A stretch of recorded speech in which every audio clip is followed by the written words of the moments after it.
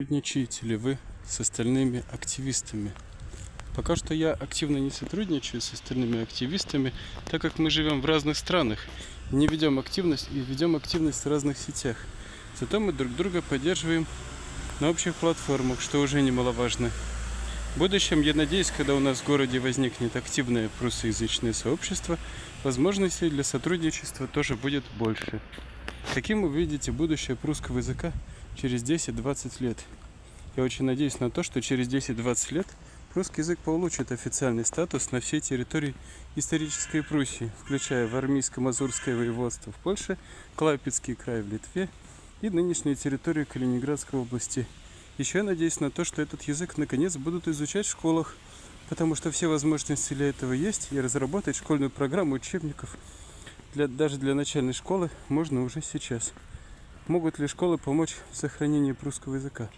Конечно, могут. В настоящее время прусский язык преподается в качестве факультативного предмета в одной из гимназий литовского города Мариамполе.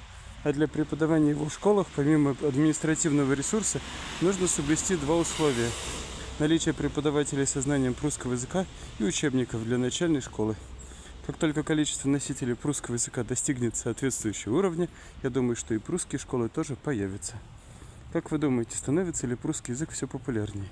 Да, я в этом уверен. Все больше людей знакомятся с прусским языком в интернете и учат его самостоятельно.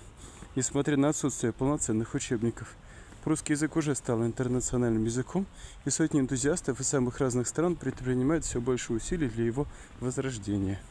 Что бы вы сказали людям, которые хотят поучаствовать в сохранении своего языка? Во-первых, никогда не сдавайтесь. Как бы вам ни было тяжело, чтобы вам ни говорили, помните, вы делаете великое дело, и потомки по достоинству оценят ваш труд.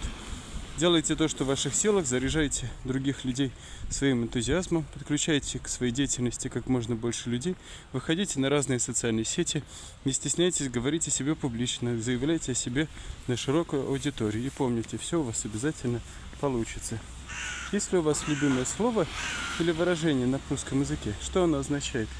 Мое любимое слово в прусском языке — «драуги пинтегауникс» — спутник, соратник, то есть человек, который идет с тобой по одной дороге. Вот из таких спутников сейчас и состоит сообщество энтузиастов возрождения прусского языка. Я считаю, что это слово лучше всего передает дух взаимной поддержки, который существует среди энтузиастов движения за возрождение прусского языка. Как вы себя ощущаете, когда слышите прусский язык? Когда я слышу прусский язык, у меня мурашки бегут по коже.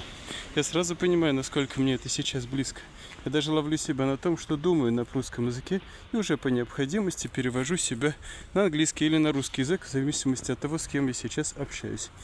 Я окружаю себя прусским языком настолько, насколько это вообще возможно, и каждый день стараюсь поднять себе настроение, слушая свои собственные песни на прусском языке. Был ли какой-нибудь трогательный момент, связанный с прусским языком? Самый трогательный момент, связанный с прусским языком, произошел тогда, когда я начал петь своим детям колыбельные на этом языке.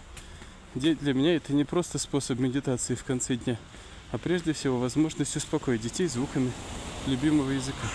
А дети с удовольствием учат прусский язык с помощью песен, и теперь сами просят меня их спеть. Что бы вы посоветовали тем, кто хочет поддержать свой региональный язык, но не знает, с чего начать? Начните с того, что для вас проще всего. Если это короткие видео или наборы фраз, мемы, диалоги, комиксы, стихи, песни. Для продвижения языка все это прекрасно пригодится. Вступайте в команду Duo Stories. Там вам обязательно поддержат тысячи энтузиастов со всего мира. Не бойтесь выходить на YouTube и в социальные сети. Не бойтесь заявлять о себе, о своей миссии. Вы обязательно найдете единомышленников, которые вас поддержат. И главное, ни за что и никогда не сдавайтесь.